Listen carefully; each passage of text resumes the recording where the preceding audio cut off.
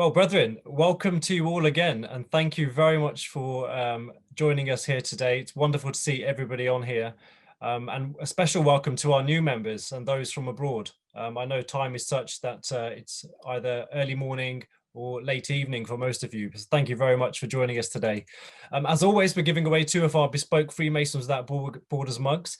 For your chance to win today, please answer the following question. How many talks have we held on this platform to date? If you put your answers in the chat, and the first 2 win, the 2 quickest answers will win. Brethren, it is now my pleasure to introduce you to Worshipful Brother, Professor Andreas Önnerfors. Andreas was initiated in 1996 in St. John's Lodge, St. Eric of the Swedish Rite in Stockholm, the oldest lodge with an unbroken history in Sweden dating back to 1756.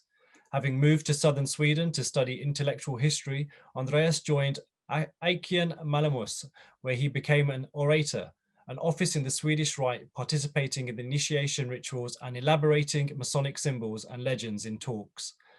It was from here and his interest in the cultural history of the 18th century, Andreas' involvement in Masonic research started. He was also elected to the Swedish Rite Research Lodge Carl Friedrich Eckleff. Significant parts of his PhD/dissertation was dedicated to Swedish Freemasonry of the Enlightenment period, an interest Andreas continued to develop in his postdoctoral career. He published the membership record of Swedish lodges from 1730 to 1800, and which contained no less than 4,300 names. In 2007, Andreas took up the directorship of the Centre for Research into Freemasonry and Fraternalism at the University of Sheffield in the United Kingdom. Still a member in the Swedish Rite, in 2010, he joined the oldest research lodge, Quarta Coronati, lodge number 2076, United Grand Lodge in England, and that was in 2010. Having returned to Sweden, he occupied several offices in different lodges and at different levels in Swedish Rite Freemasonry, and was promoted to the Swedish chapter degrees with the KT name and motto, Eques a Pegasus Argentino, Semper Provoro, Knight of the Silver Pegasus. I move always forward.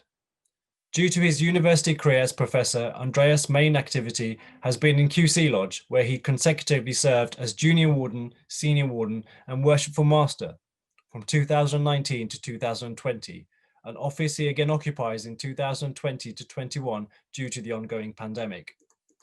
In his academic research, Andreas is keen on integrating Masonic topics into the larger cultural history of the 18th century in phenomena like press history. In 2020, he was promoted to full professor in intellectual history and currently works at the University of Uppsala, Sweden, and Erfurt in Germany. He has also academically worked on conspiracy theories. Andreas is the author of Freemasonry, A Very Short Introduction, Oxford University Press 2017, and numerous articles and papers on Freemasonry and other fraternal orders.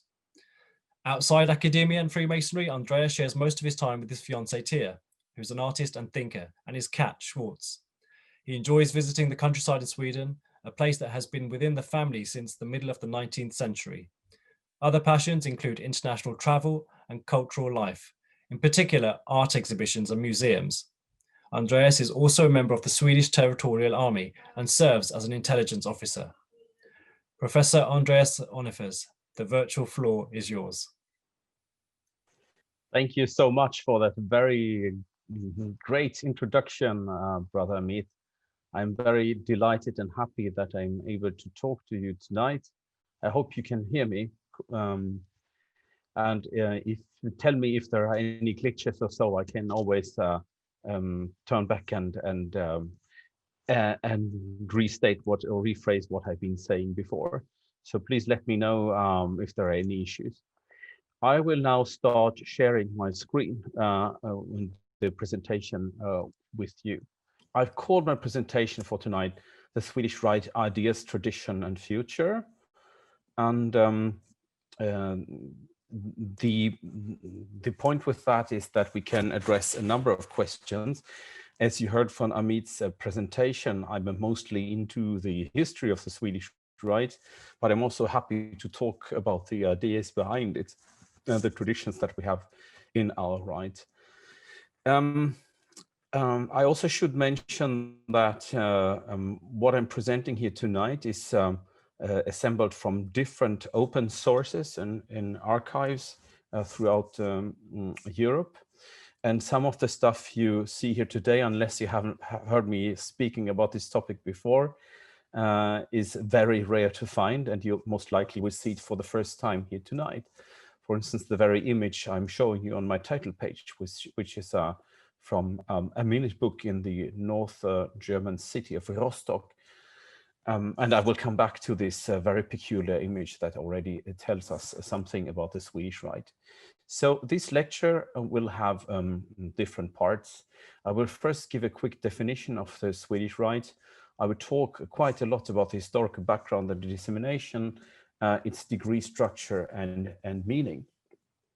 And all images in this presentation are gathered from public sources and collections across Europe, however, assembled uniquely for this presentation only. And I have here a quotation from last year where I presented the talk last time in Scottish Research Lodge. This would then read here, Freemasonry without borders, of course, in the date of today. As Amit said, I have been channeling my own research into Freemasonry into a little book that is available through Oxford University Press. I also write a little bit about the background of the Swedish Rite and high degree systems in there. And it was very nice to receive the review of my book on the website of the Library and Museum of Freemasonry in London, stating about it. No words are wasted in this very short but excellent book by historian Önnerfors, the best starting point for anyone's investigation to the subject. I should also mention I have one chapter in this book that is about female Freemasonry, which is very rare in books that are kind of presenting an overview of Freemasonry. And I know that this chapter could be developed more because I think it was a splendid idea during the chat before this lecture when we heard you suggesting that our female brethren or sisters should prepare a talk to us, because it is still an area that we need to know more about. And my chapter in that book could also deserve some new information. So I would very much look forward to getting hold of more information concerning female Freemasonry. So, but if you're interested in what I think about the history and meaning of Freemasonry, this book is a good starting point. But let us now move to the quick definition of the Swedish Rite. Well, the Swedish Rite is the name of a coherent and successive degree structure in Freemasonry with 10 degrees in 3 progressive phases that all are linked together. So what internationally would be called the craft degrees in Sweden, or the Swedish Rite are called the St. John degrees. And then we have an intermediate set of degrees called the St. Andrews, or the Scottish degrees, that then lead into the chapter degrees and yet another grand officer degree on top of that. And when people ask me about the Swedish Rite, I've frequently joked this is an IKEA system of Rite, because you get everything in one package. Once you join the Swedish Order Freemasons, you will be able to go through all the different steps in one system. And you get everything is included in your potential membership from the first to the last degree, and you don't need to join any other organizations. We are not especially clear about the origin of the Swedish Rite, but most likely is the direct source of inspiration is Switzerland. I will come back to that, from Geneva, a chapter lodge that was in Geneva, or northern Italy and Florence. The Swedish Rite was constituted from France in 1737 and again in 1752. And this constitution confirmed by the moderns, what is the United Grand Lodge of England today, in 1771.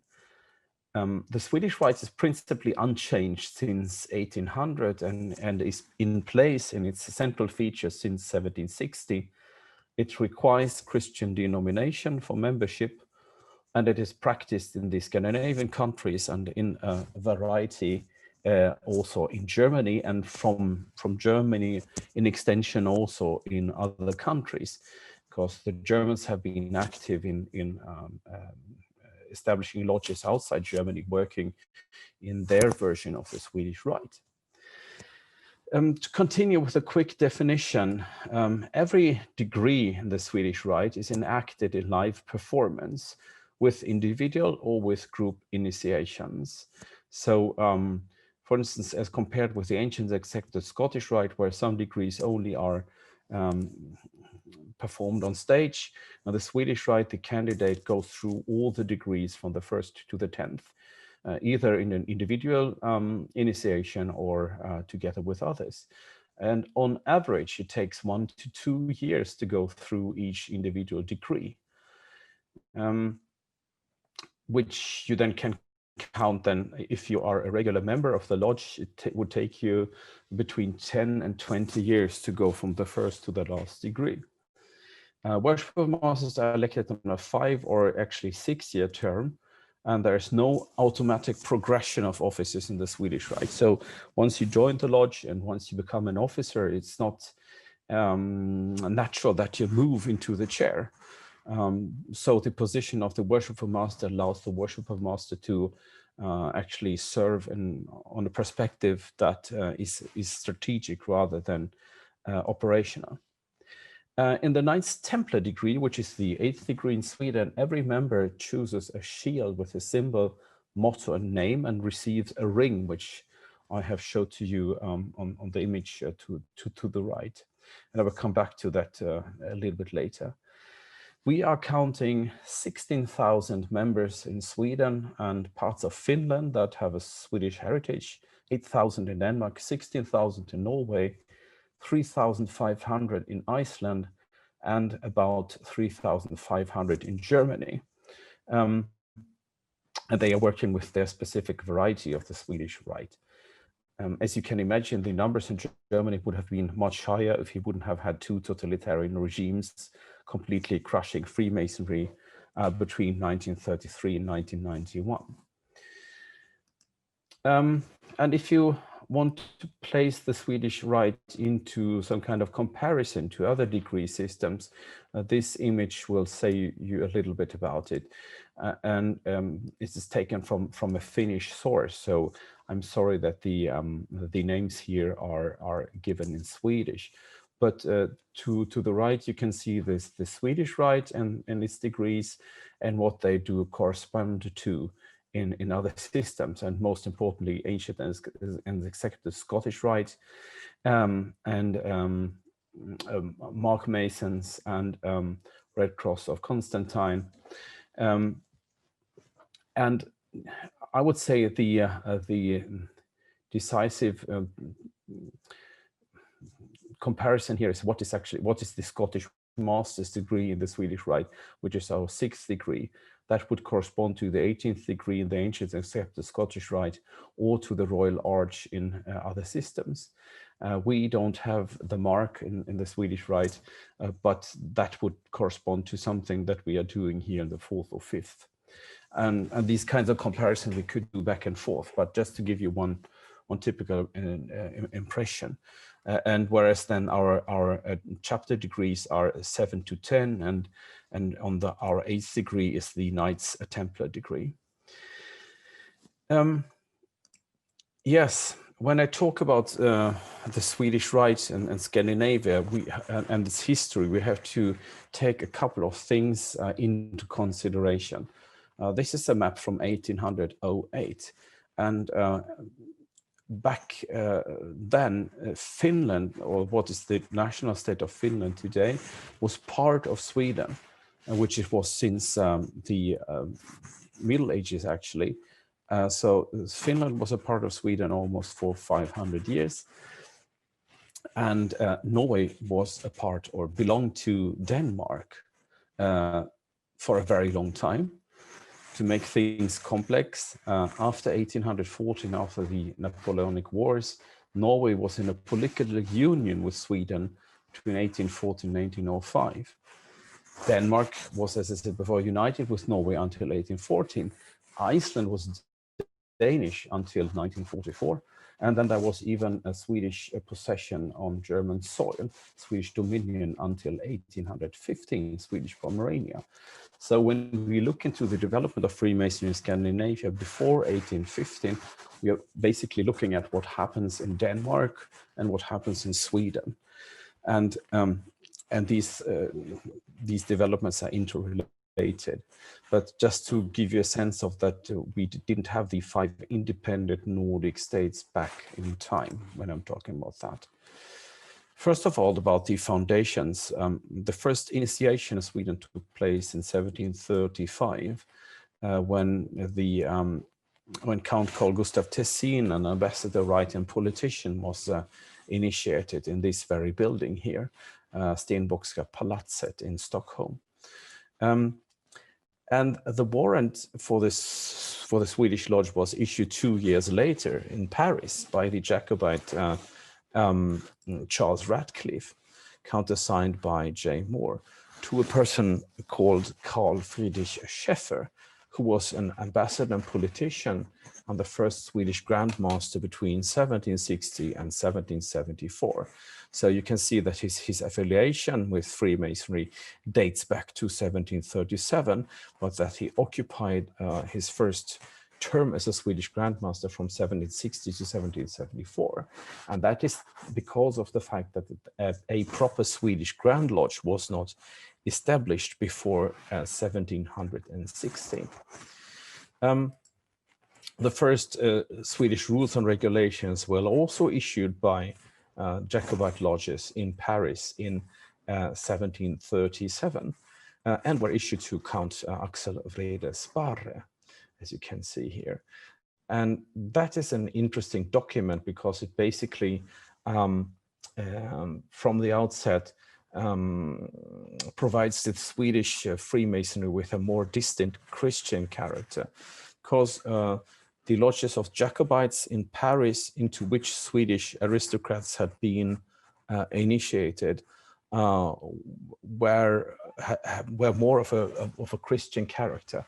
Why so, we can only speculate about, but one reason might be that the Jacobites were in another standing with the French political and religious elite, and therefore actually actively were trying to demonstrate that Freemasonry is nothing that goes against Christianity, whereas the lodges that were established by so to speak mainstream British or by the moderns, for instance, these lodges were frequently by the French, but also by the Italian authorities, perceived as more secular and less Christian.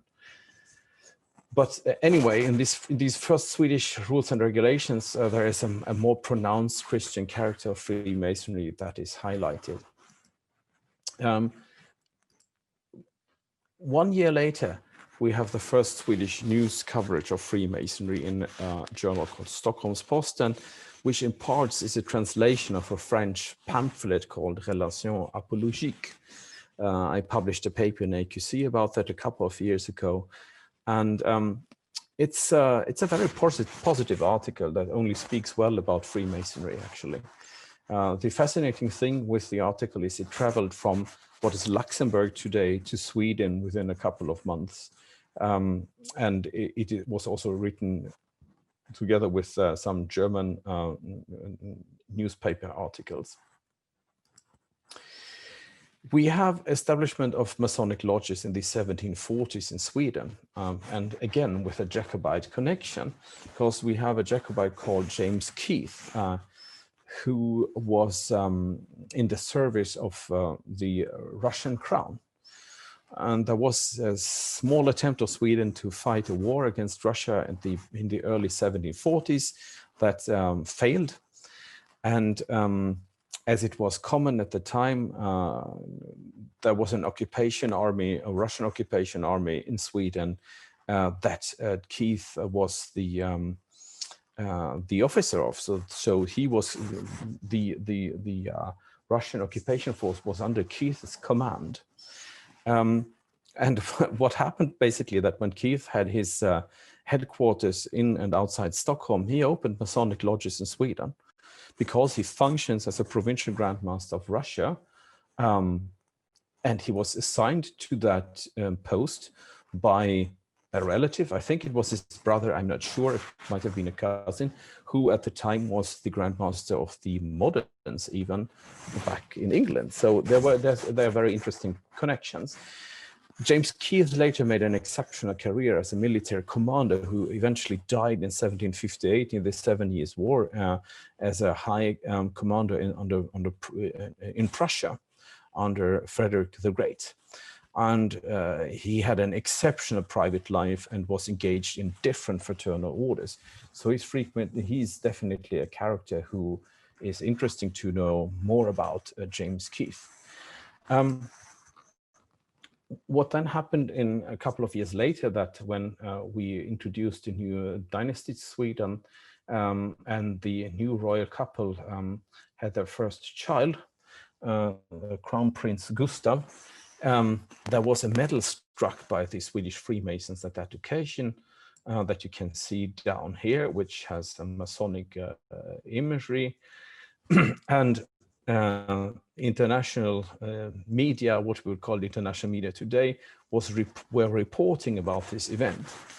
And interestingly, this was also the first occasion when we, for the first time, see anti-Masonry coming into the Swedish discourse, or into Swedish media, because there was what we today would call an evangelical sect who then published a pamphlet that was going against Freemasonry, accusing it of being satanic and so on. So pretty much the very same story, anti-Masonic story, that you would find today in certain evangelical quarters. But it's very interesting that this goes back so into the early history of Swedish Freemasonry. And then Swedish aristocrats served in different campaigns across Europe. And in 1748, in a war in the Netherlands, we have instances of Swedish aristocrats being initiated into the higher degrees abroad. And high degrees basically is everything that is on top of the Master Mason degree. But it is there we can see the first contact to what we today in Sweden, in the Swedish Rite, call Scottish degrees took place. So summing up the first development, we have the Swedish Freemasonry is born in the context of Swedish-French diplomatic, cultural and social encounters. It is a matter of the high aristocracy and the Swedish supreme political elite. We have a relatively low degree of membership. By 1750, we have only 27 known members, but that excludes the people who were members of James Keith's lodges, which we unfortunately not entirely can reconstruct now. And I base my figure on a membership record that was compiled in 1800. So I guess the number is slightly higher, but this is a very low number. But Freemasonry Sweden is known to the broader public by press articles and publicity, the issuing of the medal and the anti-Masonic ideas, and as well as satirical treatment of the stage. There was not an anti-Masonic, but a theater play making fun of Freemasonry and secrecy and the exclusion of women on stage already as early as 1747 in Sweden. So basically, the well-informed inhabitant of at least the capital, Stockholm, would certainly have an idea about what Freemasonry is. But then we have a rapid expansion in the next 10, 15 years. When Count Knut Carlsson Posse receives a new French warrant to establish a mother lodge for Sweden. This is him. Oh no, that's not him, that's Carl Friedrich Eckleff. And then with which he establishes a lodge called Saint Jean Auxiliaire in Stockholm. And this lodge perceives itself as the mother lodge of Sweden.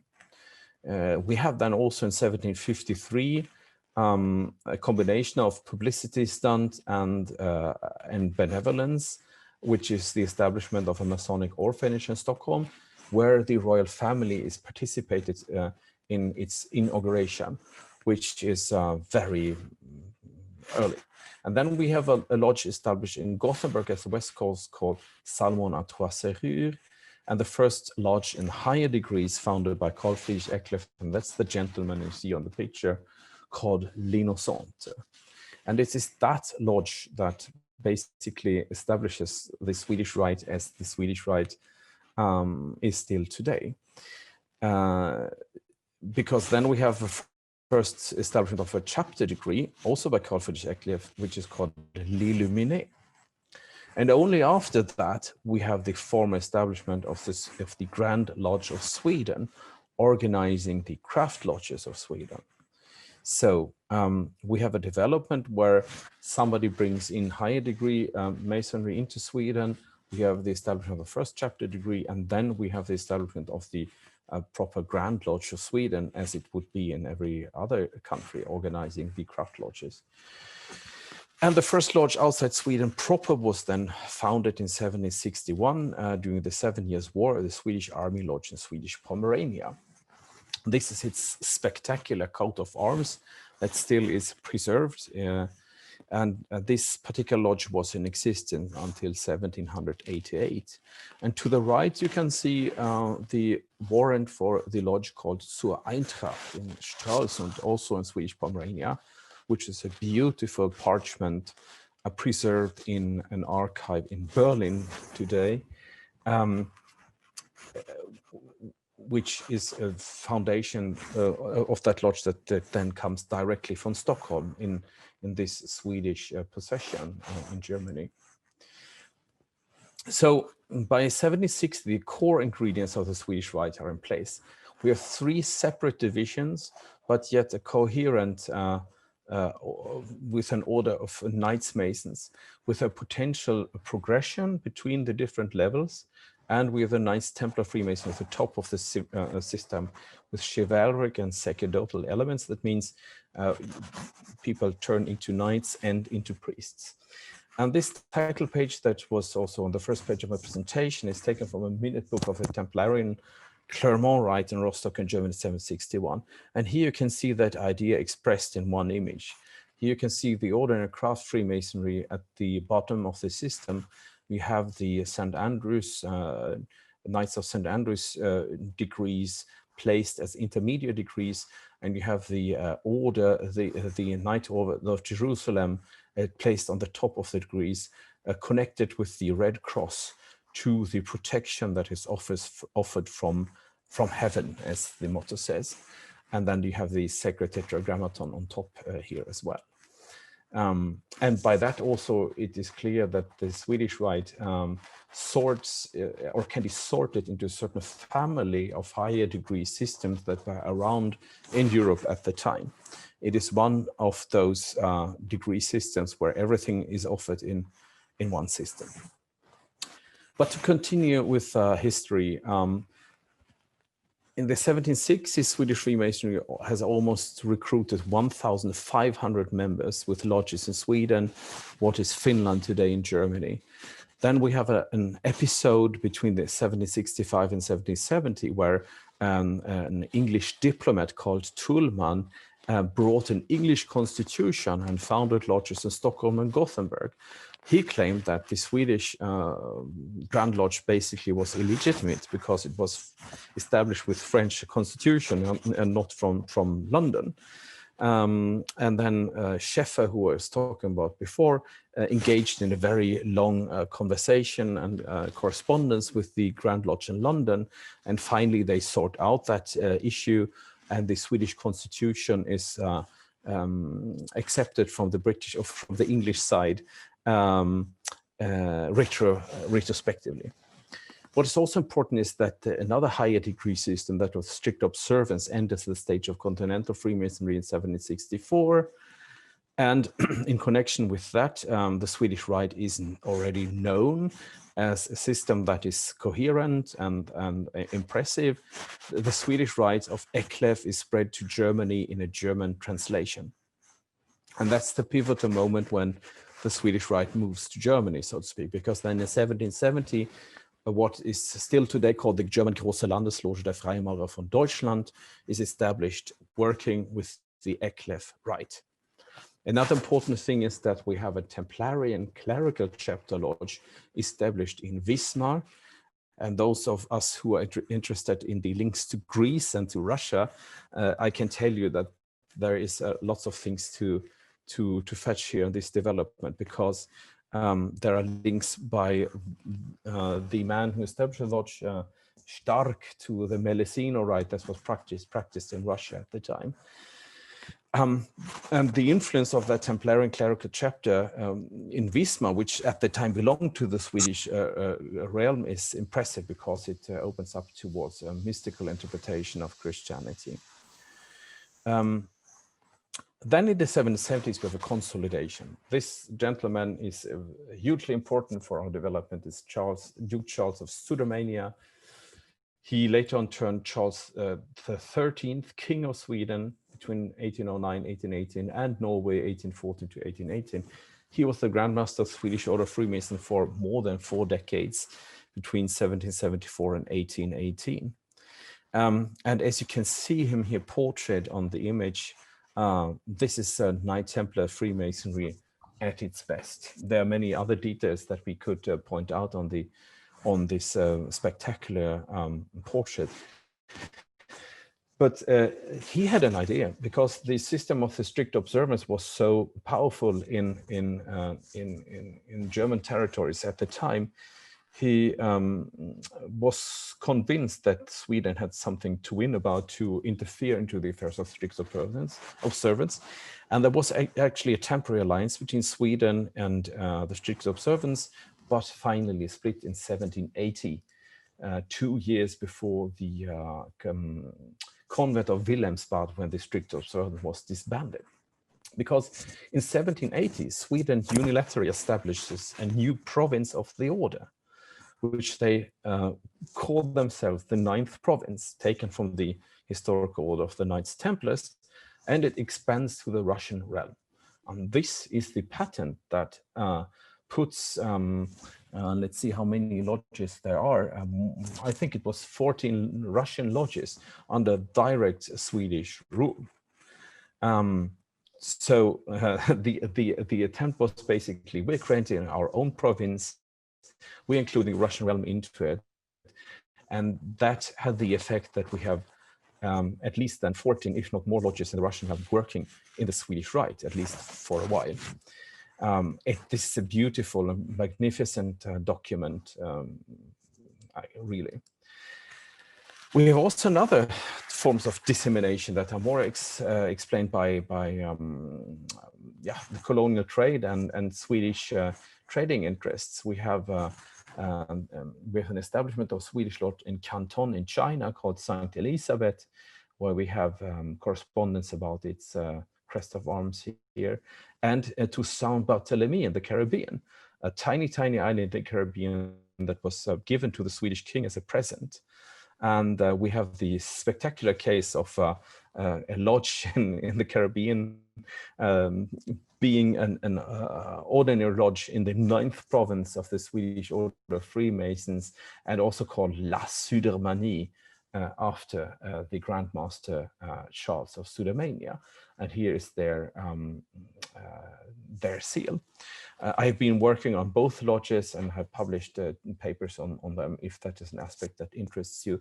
But I have been able to prove that one of the first establishments of Freemasonry in Southeast Asia, or in this case here in China, actually is the establishment of this first Swedish lodge, where I found lodge records dating back to the 1750s. In the 1790s, there's lots of crisis, but also reform. First of all, the Swedish-Russian relations were cooling down pretty dramatically, and were leading to a Swedish-Russian war between 1788 and 1790. And because of that war being started unconstitutionally in the eyes of some of the Swedish in the Swedish opposition, there was a conspiracy to assassinate the Swedish king Gustav III. So he was assassinated by a group of high-ranking officers in 1792 at the opera. Giuseppe Verdi made an opera that is built upon that particular event.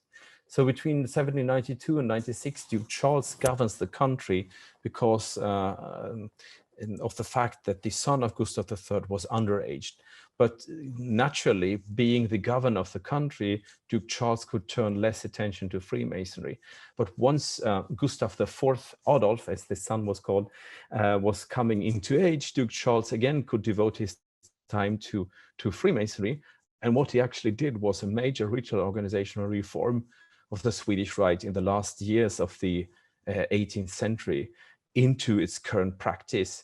What you see here is Charles' signature with a cross, which is very typical for Freemasons in Sweden to show that they're Freemasons like that, rather than the 3 dots internationally. And here you can see a new coat of arms for a lodge in Greifswald, Swedish Pomerania, called Zu den drei Greifen, the 3 Griffins lodge in Greifswald. This is leads to the first printed ritual in Sweden, actually. So when Duke Charles had reformed the rite, he thought that now I need to establish similarity across the workings of the Swedish Order of Freemasons. So what happens is that he prints here the first ritual, which is disseminated to the lodges. And I won't show you more than the title pages today. In the 1800s, Charles XIII is King of Sweden and Norway between 1809 and 1818, which also introduces the Swedish Rite Freemasonry to Norway. And in 1811, a Masonic state order of merit, the Order of Charles XIII, is established, that still is handed out today. Then we have the situation that we imported a new king to Sweden, because Gustav IV of Adolf was forced to leave the country after he lost Finland, and Charles XIII didn't produce any heir. So Sweden invited the French general Bernadotte to establish a new dynasty in Sweden. And basically that is our royal family up to this day.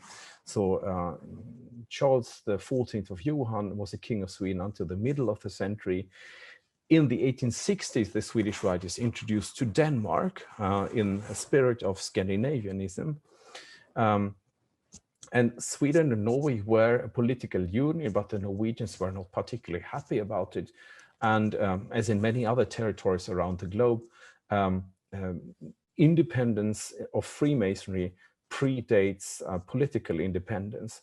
That is something that is true for South Africa or Canada as well, for instance. So in the 1880s, the Norwegian Order of Freemasons becomes an independent organization and practices, however, the Swedish Rite. So 1905, we have a dissolution of the political union with Norway. It is first after the First World War we have very strong anti-Masonic sentiments that are then culminating during the 1930s, as you can imagine, of course, mostly from the fascist or Nazi side, but actually also from the communist side. During the Second World War, Sweden remains the only Nordic country to be neutral and unoccupied. And the Swedish and the implications of that is that in the other countries, in Denmark and Norway, Freemasonry was prohibited. And for instance, for the Norwegian Order of Freemasons suffered huge persecution, and the possessings of the lodges, the archives, were seized by the Germans. And just to tell you that one of the fate, that material ended up in Berlin, but was then seized another time by the Russians after the Second World War and brought to Moscow. And only recently that material was returned to Norway. But to continue with Sweden, or for the Nordic country in general, we have a membership that was at its top in the 1950s and 60s. And many people ask about when do you still have is the king still the head of the Swedish Order of Freemasons? No, he's not. The Prince Bertil was the last Grand Master of the royal family, and he died in 1997. We had a major organizational reform in Sweden in the year 2000, but the rituals remained basically untouched. And when it comes to Sweden, one can at least say that over the last 2 decades, we have an expansion and increase in recruitment over the last 2 decades. and we have signs that the Swedish Rite is entering the digital age. Now, to sum up, what you need to bring with you from this lecture here is to see that the Swedish Rite has a coherent degree system with some progression from the craft degrees to what we call the Scottish or St. Andrews degrees to the chapter degrees. And here are some illustrations that point at this coherence. The title page of Rostock, an illustration from a book that shows all the three different parts of the order. And here is a symbolical, allegorical interpretation of that. I will now show some images that are more related to the different degrees. This is the lodge room of St. John's Lodge in Stockholm, for instance. That is also publicly showed during public tours of the building. I was mentioning to you before that a number of Russian lodges were under Swedish Rite influence. And a couple of years ago, there was a BBC production about War and Peace. And in Tolstoy's novel from 1869, there is an impressive description about an initiation ritual. The only thing I can tell you, it is not emulation rite. And those of you who are familiar with with strict observance of the Swedish Rite will possibly understand where Tolstoy might have gotten his description from. The question is, how did he get it? Because in 1822, Freemasonry was banned in Russia. So either Tolstoy had a direct experience, or he was reading sources that were explaining to him how members of lodges in St. Petersburg were initiated at the turn of the 18th century. But this was a scene in the BBC drama War and Peace. This is material, the images that I showed you, that belong to the Scottish degrees in the Swedish Rite. I won't explain to you what we see here. I just want to show the pictures because they are publicly available. And that is these relate to the Scottish master's degree.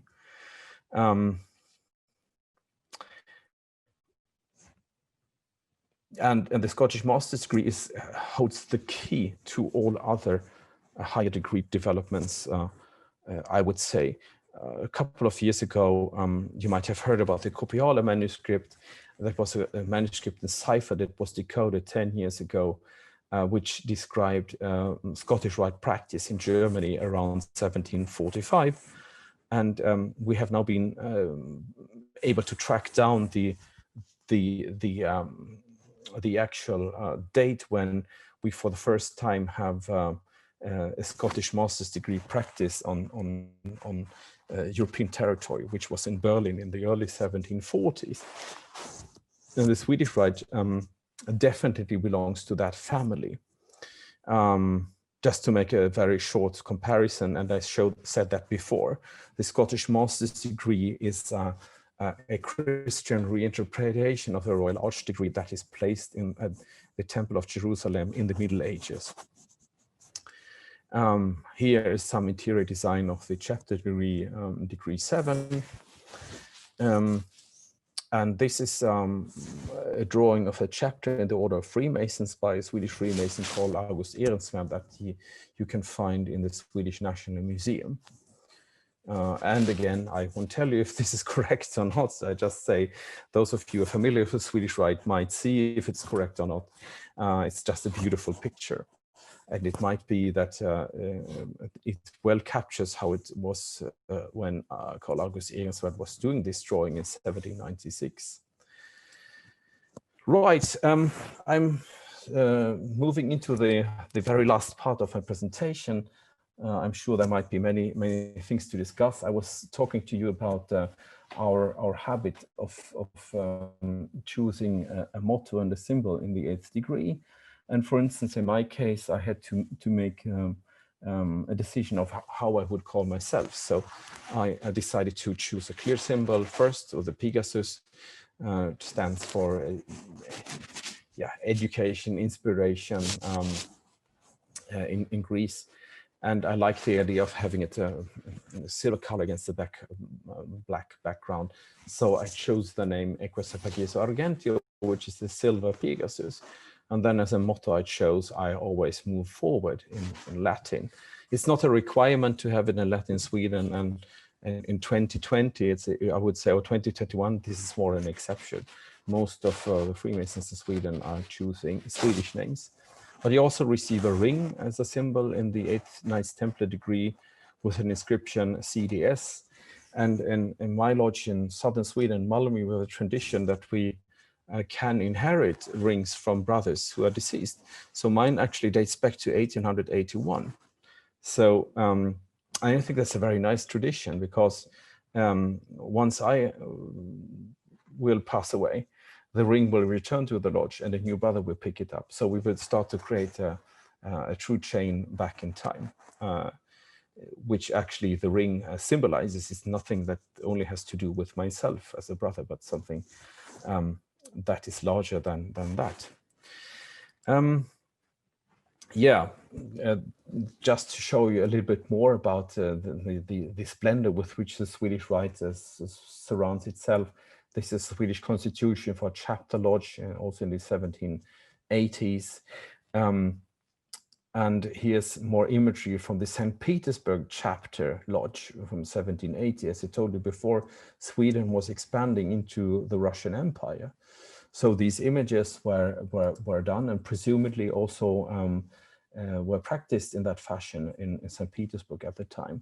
And here we have various other imagery for the Swedish Rite in the chapter degrees that we can find. This is the chapter hall of the Swedish Order of Freemasons in Stockholm. And as you can see, the coat of arms are hanged on the wall for the living brethren. And for the dead brethren, we have a special place where they also are kept. And sometimes they're also kept at the local lodge where the brother comes from. So summing my lecture up, the core ingredients and the tripartite structure of the Swedish Rite were in place in 1760. It was that version that was exported to Germany as the so-called Eckleff Rite, or later on Synod of Rite, and what is today practiced in Germany is a blend of the Eckleff and the Synod of Rite and modernizations of the ritual that took place in the 1900s, coupled with some newer modernizations. I frequently make the joke and say that the Germans are running an older operative system than we do. So you recognize certain features in the Synod of Rite, but you can do as much as you can do on the Swedish Rite. But it's still the same operative system. Then we had major reforms between 1774 and 1800 that established the still practiced system of degrees and of organization that we have in Sweden, Swedish Rite today. After 1815 and 1905, we have almost no international dissemination of the Swedish Rite, apart from the German Grand Lodge that has expanded to, I believe, Africa and actually to the Baltics. Sometimes I make yet another joke and I say, why is the Swedish Rite so secret? And I always say it's because it's in Swedish or in Scandinavian languages. And we are so few people who speak it, so nobody will ever find out whatever we are doing. That we have a Christian denomination as a requirement is pretty known to everyone. And another very distinct feature is our live performance of individual degrees that takes most of the time. And I always say, without Freemasonry, without ritual, no Freemasonry. When talking about the future, I see always a potential here for Swedish Rite Freemasonry. We have a connection to a cultural heritage that dates back at least 250 years. We have the advantage of that we are committed to clear message, and we have a centrality of the ritual experience that makes the Swedish Rite unique and attractive to future generations of Freemasons. So more reading is provided here. We have a website with information in English. I also provided with the links to the other Scandinavian Grand Lodges, and also yet another paper that I have written about the early history of the Swedish Rite.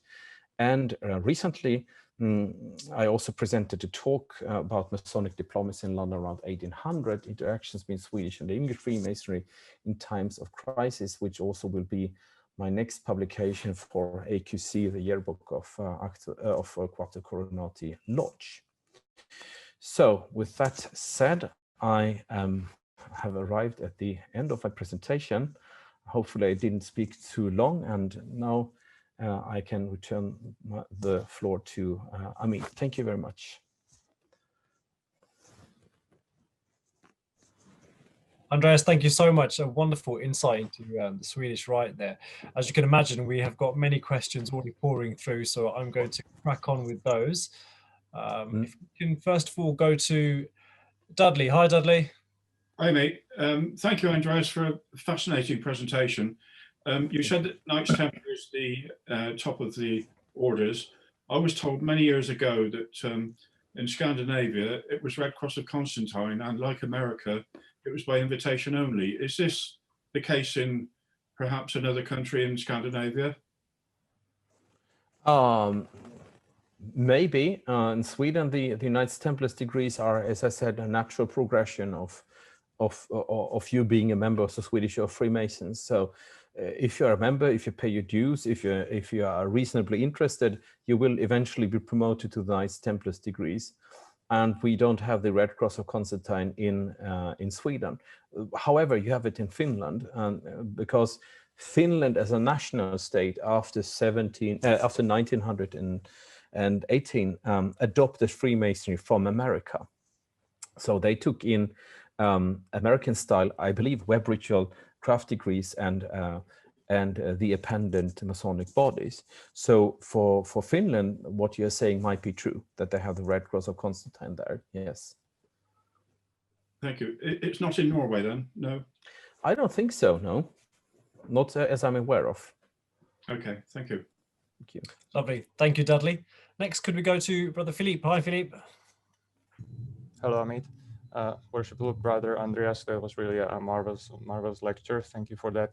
My question is about, are you aware of any historic traces of a German order in Scandinavia called Orden des Goldenen Rosenkreuzer?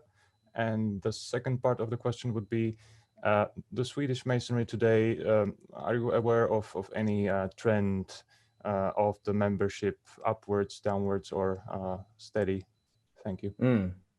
Yes, the Order of the Gold und Rosenkreuzer. Or to answer that question, one could say that Swedish Freemasonry from very early on was also into the more esoteric aspects of Freemasonry. So I would say very many aspects that were practiced in the Gold und Rosenkreuzer were also practiced in Sweden, but the organization as such did not recruit in Sweden. We have certainly individual members of Masonic lodges in Sweden who also were members of the Gold und Rosenkreuzer, but basically there was no need, because there are elements of the Scottish degrees that clearly are appealing to a more esoteric reading of Freemasonry. And then when it comes to membership, that is of course always a disputed question, but my impression is that we are doing fairly well. I mean, we are a small country, and you saw with the recruitment figures, we have 9 million inhabitants. That's basically, I guess, the size of London or something like that. But I mean, we have, in our ritual system, we have 5 times more members than they have in Germany, and Germany has 80 million inhabitants. So we are doing pretty well, and my impression is that we have young brethren joining the lodges, which frankly for me is the most important thing. Another thing that should be mentioned in Sweden is also that when it comes to Sweden, at least, that we don't have the habit of splitting up the lodges, but we keep huge lodges with perhaps 100 people as members, and instead we have different circles of offices. So we have a first deputy master and a second deputy master and a third deputy master and so on, so that we basically during term time we keep on working, of course not now during the pandemic, almost every week for 8 months a year. And I think that makes us more resilient towards a situation where in other obediences we have smaller lodges that in the beginning tend to recruit their friends, and then after a couple of years and decades, you don't see recruitment happening, and the retention is a result of a natural development, so to speak. If that answers your question. Yes, thank you very much. Thank you, Philippe. Next, could we go to Brother Simon Reader? Hi, Simon. Hello, thanks for that. Great presentation. Thank you. Question is, I spent 20 years working in Ericsson, so I've spent a lot of time in Sweden. I've never met another Freemason within Ericsson. You were talking about some of it seems to be quite closed. How closed is it, and how big is it in Sweden for me to have met them? Yeah, that's a good question. You should have looked at the rings of the people, because we are encouraging our members to wear their Masonic rings in public. So there might have been. Where did you work, in Lund or in Västerås? It was generally shuttling between Stockholm and Gothenburg. All right, you should have met lots of them there, because another thing in Sweden is, of course, that since it was under royal protection, there was really no worries about any governmental persecution. So most Masonic lodges in Sweden are placed in the middle of the center, just across the town hall or just across the cathedral, very visible. We are flagging with our Knights Templar flag and so on. So that you didn't meet them, which is surprising. Okay. we should have known each other back in time. Then I would definitely have introduced you to that. It's a shame I've left now, so perhaps I still got a lot of Ericsson friends, so perhaps I'll rekindle and see if I can get back over at some point. Absolutely, you should. Okay, I'll bear that in mind. They obviously just never spotted my ring. Yeah. Thank you. I do have a second question, but I'll yield the floor and come back if we're at time. Okay. Thank you. Thank you. Thank you, Thank Simon. you for that answer. I'll come back to you if we can. Thank you. Next, could we go to Jocelyn in India, please? Hi, Jocelyn. Good evening. Great lecture. I just have a small question. Is that I'm from India, and I understand that Denmark had set a trading post in the east coast of India, the south India, and in a place called Tranquebar. And in 1805, a lodge was consecrated there called, it's a Danish lodge called De l'Amour Fraternel, or Brotherly Love. I'm curious to know whether this lodge, because you later told that the Danes took it over only in 1860, while this is in 1805, this particular lodge, the Danish lodge. Would it have been a Swedish Rite lodge, or would it have been a French lodge? In your opinion?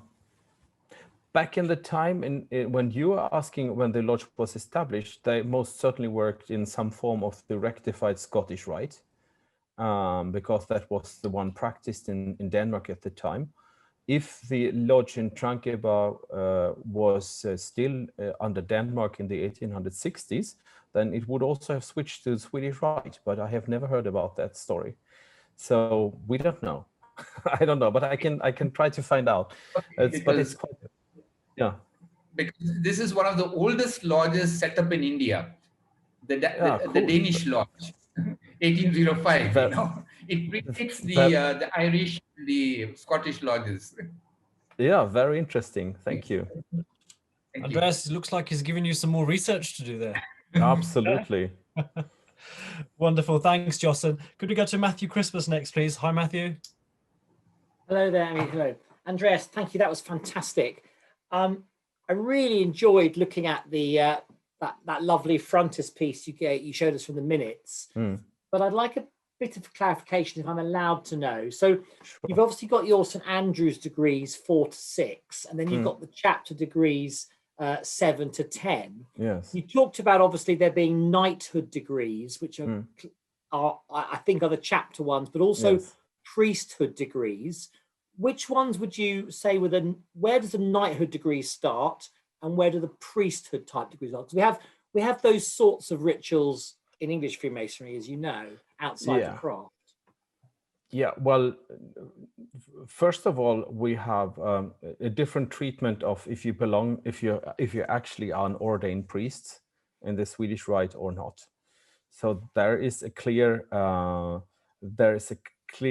path that is different between if you are an ordained priest and a member of Swedish Order of Freemasons or not. So and the history of more of the symbolism than of the content maybe relates back to the Templarian degrees that were developed in the strict observance in Wismar in the 1770s. But then there is a certain element to higher degree Freemasonry that unites the idea of being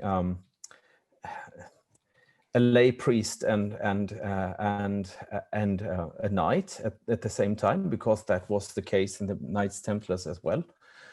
Or if you would go back even further, that unites the idea of that you allowed into the holiest of the holy and being a Mason. And that dates back to the Hieramic legend or the continuations of the Hieramic legend and what happens then. These are no secrets, but I mean, if you consider what that means, we rarely consider the ramifications of certain continuations of the Hieramic legend that tell us that he was buried in his Sanctum Sanctorum, or in the Scottish master's degree as it was practiced in Germany in the 1740s. The Scottish master is the person who's allowed to enter his Sanctum Sanctorum. Who is allowed to do that? Only the Levites, who are the priests. So they are anointed and they are knighted at the same time. So you have a weird combination of this priestly ordainment and the knighthood in one figure, which you could explain by that it is a Knights Templar ritual. So that is the idea background behind that. So in the Swedish Rite, we have a true separation between people who are ordained as priests and who are not, but we have also on a higher level this idea of being both, having both a sacerdotal initiation and a knightly initiation. And since the Knights Templar degree is number 8, I leave that to your own speculation where the other so there are no happens. separate degrees, Andreas, that are particularly priesthood based, being set apart as a priest, as in Grand High Priest or other degrees in the English system. They are not called like that. No. But that's lovely. Thank you very much indeed. They have certainly the implication. So, yeah. Lovely. Thank you, Matthew. Next, could we go to Lawrence? Hi, Lawrence. Hi, sorry, I was talking without in mute. Yeah, I had a couple of questions. I'll do one of them. I've seen what one's got knocked out. One is, but the main one is, do all members try to go through all the degrees? And when would you be qualified to become master of your lodge? Yes, you go through all the degrees if you want to, and if you're paying your dues and you are, as I said before, reasonably interested in what is going on. So everybody has a chance to reach the supreme degree, and then by convention and by historical precedence, it is believed that you should have the Scottish master's degree in order to become the worshipful master of your lodge. With exceptions, but that is the convention, that the lowest degree with which you are supposed to become a worshipful master is the Scottish master's degree. That dates back to regulations that were in place already in the 1750s. And the idea is, of course, that the master of the lodge not is an office like anything else, but that you are installed into that office.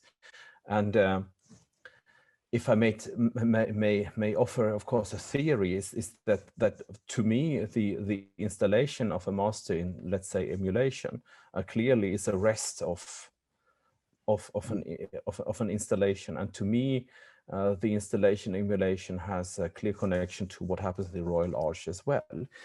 And if you take these two things together, emulation, installation plus Royal Arch, you have what you get in the Scottish master's degree in Sweden. Or the Swedish Rite. At least historically, I see great parallels there. That's good. How long does it take, just quickly, normally, an average time? Sorry? How long does it take to go through the degrees? How long? Yeah, I said 1 to 2 years on average. It could. Oh, sorry, is that it? Could become. Yeah. Thank you very much. That's very Thank good you. and a very good talk. Thank you. I really enjoyed it. Thanks. Thank you, Lawrence. Next, could we go to Colin? Hi, Colin.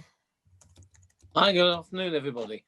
Thank you, Andreas, for a talk that has piqued my interest. I've had several years of traveling primarily to Norway, but also to Sweden. As a Freemason, what ceremonies can I participate in the Swedish Rite within Scandinavia, and does that change as to other degrees that I may hold here in England? And secondly, are there any Swedish rites that you're aware of that work in English? Oh no, not in English. So yeah, that's what I said before. We have not expanded to international territory. And when it comes to your visit to Swedish lodges, it all depends what degree you have. I mean, in the craft degrees, there is a perfect compatibility. And when it comes to the Scottish degrees, I would say you should hold at least a Royal Arch in order to be able to visit the Scottish degrees. And then when it comes to chapter degrees, I'm not so familiar with the way how they count. So you will have to contact your Grand Body and ask them what kind of agreements they have with the Swedish Grand Lodge, or write to our Swedish foreign division and ask them if I bring this and that certificate, may I see the Knights Templar degree, or can I only see the 7th, or am I allowed to see the 9th or the 10th, or so on? These are things that have been discussed between the different Grand Bodies, and you have to find out, unfortunately, on your own. Yeah, that's great. And just to follow that up, you don't have any that work in the English language. Do the Norwegian degrees work in Norwegian or Swedish? Norwegian. Thank you. Yes, and then in Denmark in Danish, and Iceland in Icelandic. My Swedish, Danish, and Icelandic are fairly poor, but my Norwegian's quite adequate. So, but it's great to have our rituals in the kind of Game of Thrones languages, because nobody ever will be able to tell you what they have been seeing.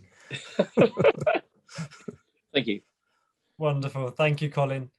Next, could we go to Georgina? Hi, Georgina. Hi. It was very interesting, first of all. Thank you very much. I just wanted to ask a question. In one of the latter prints that were shown, I think it might have been to do with the chapter or something like that. It looked like on the top left hand of the picture, it was a woman.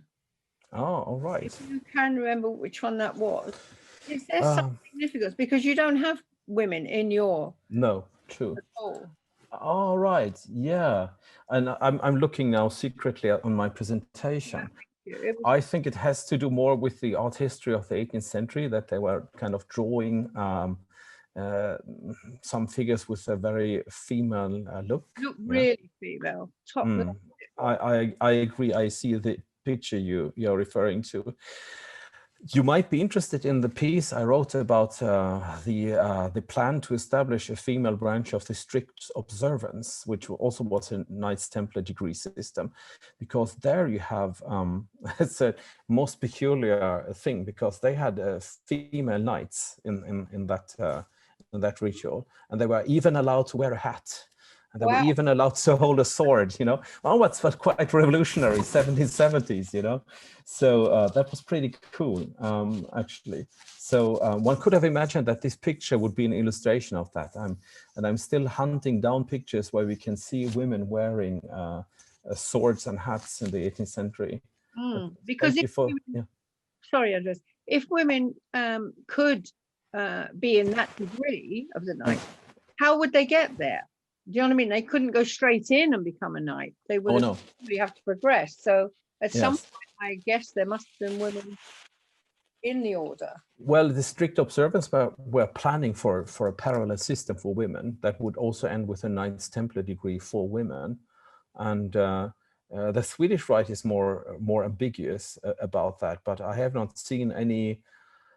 We have one picture that is some sort of proof of that the wife of Duke Charles was initiated in some sort of knighthood Templars degree, but I don't believe it's mainstream Swedish Freemasonry. I believe it is a separate knightly order. And I can send you that if you're interested. It's a fascinating picture. But I don't believe it has anything to do with our mainstream Swedish Rite rituals, but with another order where female membership was considered part of, you know, a natural duality and esoteric ideas about men, female and male principles and so on. But that's an interesting picture. I'm happy to send that to you if interested. I appreciate that. Thank you. Sure. Thank you very much. Thank you, Georgina. I'm aware that we have gone over the 7 o'clock time, but we've got two. No, not at all. We've got two more questions, if that's okay with you, Andreas. Is that okay? Sure, of course, yes. Could we next go to Brother David? Hi, David. Hello, brother. Hello, Andres. Andreas. Hi. I'll go directly to the question. First of all, thank you for the excellent presentation, as always. And it is several times I've watched this and enjoyed so much.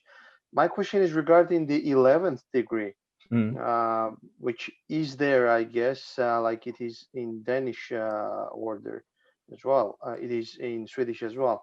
So when is it conferred, and is it a must to have it for Grandmaster?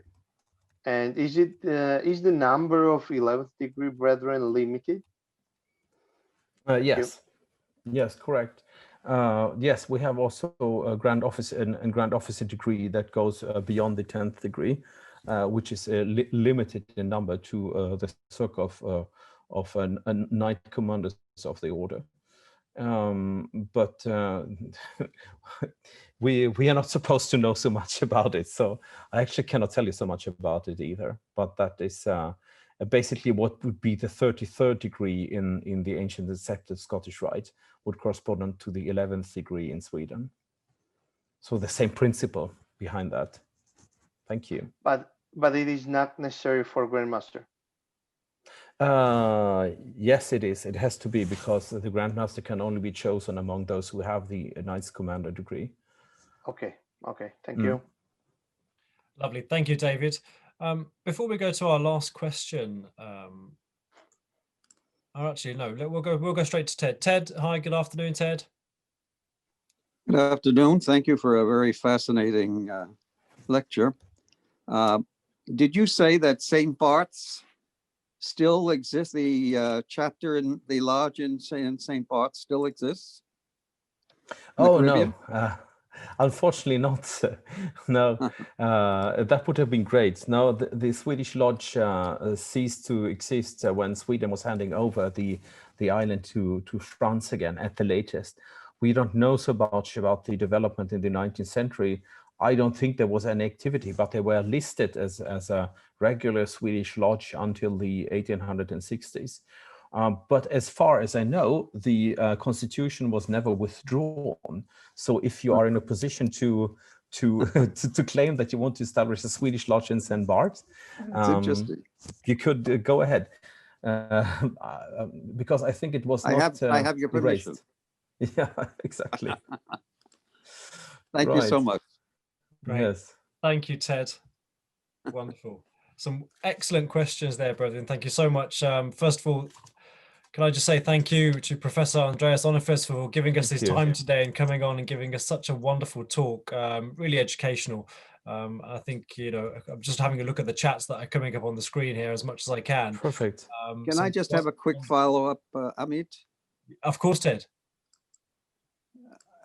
You say the charter still exists. Now, if they establish a Swedish lodge in St. Bart's, what language would they have to speak?